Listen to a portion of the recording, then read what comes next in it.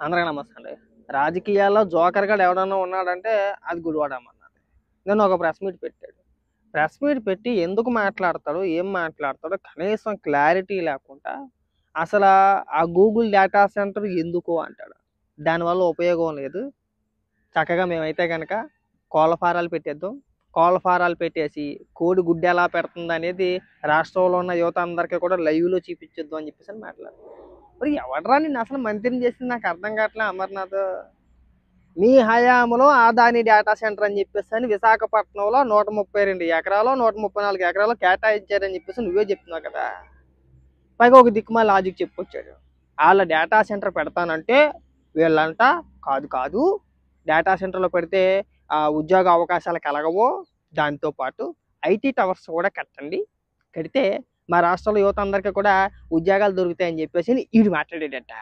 దానికి వాళ్ళు ఒప్పుకున్నారట. ఇది అండర్స్టాండింగ్ అంట, కమిట్మెంట్ అంట. జీవో జారీ చేసేటేమో ఆదాని డేటా సెంటర్కి అని చెప్పేసి జారీ చేశారు. ఇదేం పిల్లాట్లు అనుకుంటున్నావా లేదంటే సేబోతులు తీసుకోవడం అనుకుంటున్నావురా? నాకు అర్థం కావట్లేదు. 100 ఈ సాయంత్రానికి ఇచ్చేస్తా, 500 రేపు పొద్దున ఇస్తాను అంటానికి ప్రభుత్వాలు కొన్ని పరిశ్రమలతోటి లేదంటే కంపెనీలతోటి ఒప్పందాలు ఎలా చేసుకుంటాయి? కాగితం మీద ఏది ఉంటే అది అమలు చేస్తారంతే. దిక్కుమాల సవట సన్నాసి. అది కూడా మేమే చెప్పాలా? ఎవడరా అసలు మంత్రిని చేసి నాకు అర్థం కావట్లేదు. అది నిజంగా ఎరిపాప గడే. అది ఒకసారి చూడు, వీడియో వినిపిస్తాను ఏం మాట్లాడుతున్నాడు. ఈరోజు తండ్రి కొడుకు ఇద్దరు కూడా గూగుల్ పేరిట గూగుల్ వచ్చేస్తుంది, గూగుల్ వచ్చేస్తుంది. ఎస్, గూగుల్ వస్తుంది. గూగుల్ డేటా సెంటర్ వస్తుంది. డేటా సెంటర్ ఏర్పాటు చేయమని తప్పలేదు. అవును, స్వాగతిస్తున్నాం. అవును. కానీ డేటా సెంటర్ తో పాటు వాళ్ళ తాలూకా ఒక డెవలప్మెంట్ సెంటర్ కూడా పెట్టమనండి విశాఖపట్నంలో. రానివ్వండి రా, ఏదోటి మీ పనికి పని పరింగలు ఎదవలారా, ఏదోటి రానివ్వండి.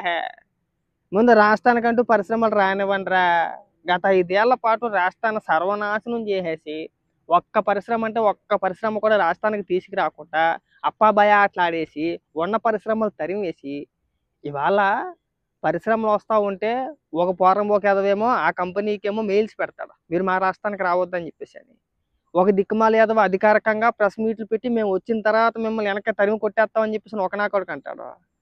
ఒకవేళ పరిశ్రమలకు ఏమైనా భూములు కేటాయిస్తే మేము వచ్చిన తర్వాత రద్దు చేస్తామని చెప్పేసి ఒక నాకొడుకు మాట్లాడతారా. రాష్ట్రానికి శనిగాల్లా దాపరించేశారా మొత్తానికి. పరమ దరిద్రులు, పరమ నీచ నికృష్టులు మీరు నన్ను అడిగితే కనుక. అవగాహన రాహిత్యం అంతే, అవగాహన లేదు మనకి. ఆ గుడ్డెద్దు చేయలోపు అనేది ఎంతసేపు అలా స్క్రిప్ట్ పంపిస్తే ఆ స్క్రిప్ట్ చదివేయడం తప్పితే నీకు అసలు బుర్ర బుద్ధి జ్ఞానం లాంటిది ఏదైనా ఉందా అసలు? ఏమో ఎక్కడా లేదు, దేశంలో ఏ రాష్ట్రంలోనే లేదు. ఒక పరిశ్రమ వస్తుందంటే దానిపైన గొక్కెట్టి ఏడ్చే ఎదవల్ల మిమ్మల్ని చూస్తున్నాం. పైగా నువ్వు మాజీ మంత్రిరా బాబు, ఈ పీత బుర్రతో మంత్రిగా ఎలా చేసావో ఆ భగవంతుడికే తెలియాలి.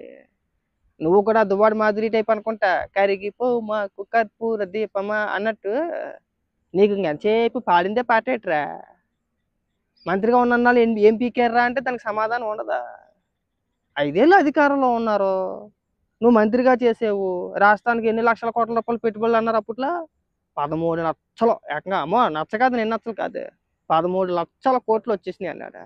నచ్చలే ఏయి ఎక్కడా ఏవిరా అంటే తెలదా.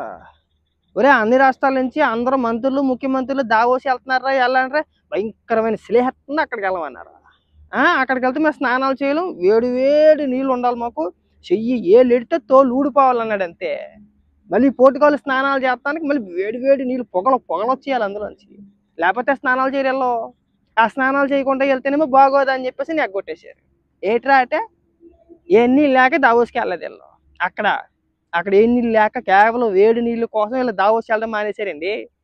దావోస్ వెళ్ళడం మానేసి వైజాగ్లో మా పేటీఎం కుక్కల చేత ఒక సమ్మిట్ పెట్టించారు. బాబా బాబా బాబా బాబా మామూలు సమ్మిట్ కాదు. దీనాక 3 రోజులు సమ్మిట్ అన్నారు. అందరూ పెద్ద పెద్ద పారిశ్రామికవేత్తలు అందరం తీసుకొచ్చేసారు. పెద్ద పెద్ద పారిశ్రామికవేత్తలు ఎవరు అనుకుంటున్నారా? ఇన్స్టాగ్రామ్లో గుడ్లు ఎప్పుకొని ఆ సగం బూతు మాటలు మాట్లాడుకుంటారు, రీల్స్ చేస్తారు కదా, వాళ్ళు పారిశ్రామికవేత్తలు, పెట్టుబడిదారులు. సరే తెలుగులోనే చెప్తాను, పెట్టుబడిదారులు వచ్చారు. 2 గంటలు బాగానే కూర్చున్నారు. 2 గంటల్లోనూ పేపర్లోని వాటిల్లోని లేదంటే మన సోషల్ మీడియాలోని హెడ్లైన్స్ 13 లక్షల కోట్ల రూపాయలు పెట్టుబడులు, ఇంకా అదిరిపోయింది, ఇంకా రాష్ట్రం మొత్తం బంగారం అయిపోయింది అన్నారు. ఏమో నిజమేనేమో, మేము కూడా ఒక అంతగా ఆశ్చర్యపోయాం. అయ్యి బాబు ఏట్రా బాబు 13 లక్షల కోట్ల రూపాయలు ఒక పూటకే అంటున్నారు, 3 రోజులు సమ్మిట్ ఎత్తే రకంగాను ఆ 3 రోజులకి ఇంకెన్ని లక్షల కోట్ల రూపాయలు అంటారో అయ్య బాబు ఏటిరా బాబు ఇది అని చెప్పేసి ఒక అంత కంగారు పడిపోయాం మేము కూడా. అయ్య బాబు నిజంగా మా జగనన్న చేస్తున్నామని చెప్పి ఆనందం కూడా వేసేసింది. తీరా చూస్తే మధ్యాహ్నం కరెక్ట్గా 1:28 అయింది. కరెక్ట్గా 28 నిమిషాలు లేట్ అయింది భోజనానికి. కంచాలు ఎట్టి కొట్టేసుకున్నారు ఇలా మా కార్యకర్తలు. మా పేటీఎం కుక్కలు తీసుకెళ్ళిపోయాడు అక్కడ. కంచాలు గట్రా వేసుకున్నారు ఒకడి మీదకి ఒకడు ఫ్యాట్ ఫ్యాట్ ఫ్యాట్ మని. అమ్మ జీవితం అయిపోయింది. అప్పుడు అర్థమైంది మాకు వీడి సమ్మిట్ వీడి పారిశ్రామికవేత్తలు అని చెప్పేసి మన కార్యకర్తల చేత ఒక పెద్ద సమ్మిట్ లాంటిది ఏర్పాటు చేసి అప్పబాయ కౌలు ఆడించేసాడు అక్కడ. అదొక ఫేక్ సమ్మిట్ అని చెప్పి తేలిపోయింది. తేలిపోగానే ఇంకే ఉంది 3 రోజులు సమ్మిట్ అన్నది కాబట్టి బయట అడిపోయింది కాబట్టి ఒక రోజుకే సర్దేశారు అక్కడ దుకాణం అయిపోయే.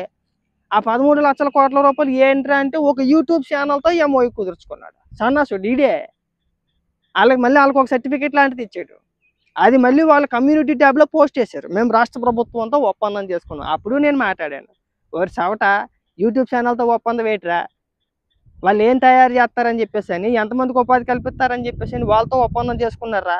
ఒక రాష్ట్ర ప్రభుత్వం ఒక పరిశ్రమతో ఒప్పందం చేర్చుకోవాలంటే కొన్ని రూల్స్ ఉంటాయరా?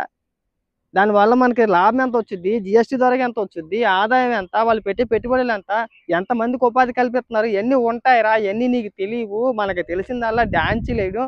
చిరంజీవి గారి పాట ఉంది కదా, అమ్మడు లెట్స్ డూ కుమ్ముడు అన్నట్టు. ఆ పాటకి డాన్స్ చేయడం తప్పిడికి ఏమీ రాదు. ఎవడైనా గట్టిగా మాట్లాడితే కోడి గుడ్డుని పెడుతుంది కానీ కొన్ని పెడుతుందా? అలాగే కోడి గుడ్డు పెట్టింది, పొదగాలి. ఇట్స్ టైం టేకింగ్ ప్రాసెస్లో ఉంది. ఇంకా అవుద్ది, పిల్ల అవుద్ది. అది పిల్ల అవుద్దా, మధ్యలో చచ్చిపోద్దా, కరెంట్ పోద్దా, అది తర్వాత సంగతి. తర్వాత అది నీ తెలివితేటలు అన్ని తెలివితేటలు ఉన్నాయి అక్కడ. Two worst. నేను ఇంతకు మించి నీ గురించి వర్ణించలేను. మాట్లాడుకోవడం లేవు. అయిపోయే. ఇక్కడికి వచ్చి ఏదైనా ఒక పరిశ్రమ కష్టపడి నారా లోకేష్ గారు తీసుకొస్తుంటే దాని మీద ఏడుపు మొదలు పెడతాడు. ఇంకా మామూలు ఏడుపు కాదు, అదొక రకమైన కుక్క ఏడిపే. ఒకటి కాదు, మొత్తం టీం దిగిపోతారు అంతే. పొలోమని దిగిపోతారు. ఒరేక మీకు పుణ్యం ఉంటుంది కాస్త రాష్ట్రంలో ఏదో ఒక పెట్టుబడి రానివ్వండి, ఏదో ఒక కంపెనీ. పోలీగా మా రాష్ట్రంలో పలానాది ఉంది, 1,33,000 కోట్ల రూపాయలు పెట్టుబడులు నారా లోకేష్ గారు తీసుకొచ్చారు, లేదా చంద్రబాబు నాయుడు గారు తీసుకొచ్చారు, లేదు వద్దు పోనీ రాష్ట్ర ప్రభుత్వం తీసుకొచ్చింది. ఓకేనా? చంద్రబాబు నాయుడు గారు పేరు ఇష్టం లేదు మీకు, నారా లోకేష్ గారు పేరు ఇష్టం లేదు, పోనీ వాళ్ళకేం క్రెడిట్ ఏమి ఇవ్వద్దు, రాష్ట్ర ప్రభుత్వం తీసుకొచ్చింది, రానివ్వండి. దాని ద్వారాగా చిన్నగా పరిశ్రమలు ఈ చోట వస్తాయి. ఫుడ్ కోర్ట్లను ఇంకోటో స్వయం ఉపాధి దొరుకుద్ది ఆ చుట్టుపక్కల. అర్థం చేసుకోండిరా. ఓయమ్మ 10వ తరగతి 11వ తరగతి చదివిన మాకే కొద్దో గొప్ప తెలివితేటలు ఉన్నాయి. సంక్షేమ పథకాల వల్ల ఎవడో బాగుపడ్డా, ఉపాధి దొరికితే బాగుపడతాడని ఇంగిత జ్ఞానం మాకు సచ్చిందిరా బాబు. మీకు అది లేదాయా? ఎంతసేపు ఎదోగాల గై ప్రెస్ మీట్లు పెట్టాలా ఏడవాలి. చచ్చే అమర్నాథ, నీ గురించి మాట్లాడుకొని టైం ఒక్క వర్షం వస్తుంది. ఈ వీడియో ఎక్కడితో కట్టేస్తాను, ఇంకా తర్వాత మాట్లాడతాను నీ గురించి.